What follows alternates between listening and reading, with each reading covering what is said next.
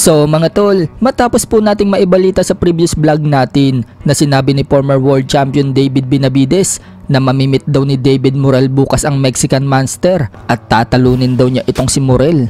Pinagmumura pa nga po ni Benavides itong si Morrell mga tol. So hindi pa naman po nagaganap ang laban mga tol.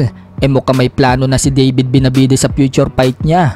Pagkatapos daw kasi niyang talunin si Morrell, isusunod daw niya ang mananalo sa rematch sa pagitan ni undisputed light heavyweight Artur Beterbiev versus Dimitri Bivol. Pero bukod sa light heavyweight mga tol, nasa radar din umano ni David Benavides na umakyat ng cruiserweight division at potential umano niya makakalaban dyan ang WBA at WBO Cruiserweight World Champion na si Zurdo Ramirez. Bukod dyan mga tol, target din niya ang matibay na champion sa daring at IBF Cruiserweight na si Jai Opitaya. Naniniwala si David Benavides mga tol na magiging ganap daw siyang kakaibang hayop kapag umakyat daw siya ng cruiserweight. Pwede nga daw siyang umakyat baba sa cruiserweight at light heavyweight. So para palang katulad sa sinabi ni Naoya Inoue mga tol na pwede siyang lumaban ng featherweight at super bantamweight. Wala naman daw pakialam si Benavides kay Canelo Alvarez kung maglalaban pa ba sila o hindi na. Pero hindi pa rin daw niya isinasantabi ang potensyal na makalaban pa rin si Canelo. Wika nga po ni Benavides mga tol, may paraan daw para makalaban niya si Canelo kapag tinalo daw niya ang kampiyon na si Beterbiev. At kapag may hawak na daw siyang mga titulo,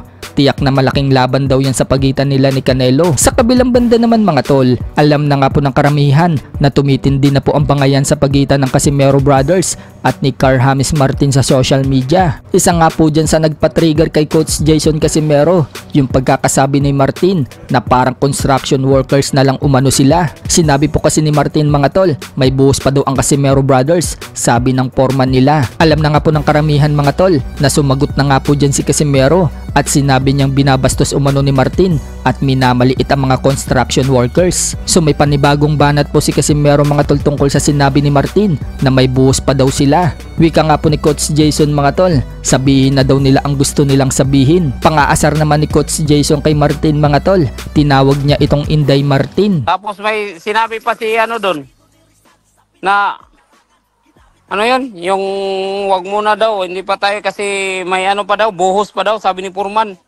Ito pa isa, Kuya Lodge. Nag-react ngayon si Martin. Ano naman comment mo doon? Kay Kuya Martin mo. Kuya Martin o si Inday Martin? Walang. Samantala, may rebat naman po itong si Martin mga tol. Sa ex-account po kasi niya mga tol, ito po yung pagkakasabi ni Martin. Next time Cuadro alas it's my boy, magpakalalaki ka. Pinatulang ka sa gusto mong laro pero takot ka pala maribat. Next time, don't play pa victim dudong. Just call me again Kitty Pie Toot Casimero. Aangatin ko ang call, muamua chup chup. So ano kaya ang ibig sabihin ni Martin na aangatin ang call? Ibig sabihin kaya nito mga tol na kapag tumawag sa kanya si Cuadro Alas, papalagan niya ito. So anong masasabi niyo dyan mga tol?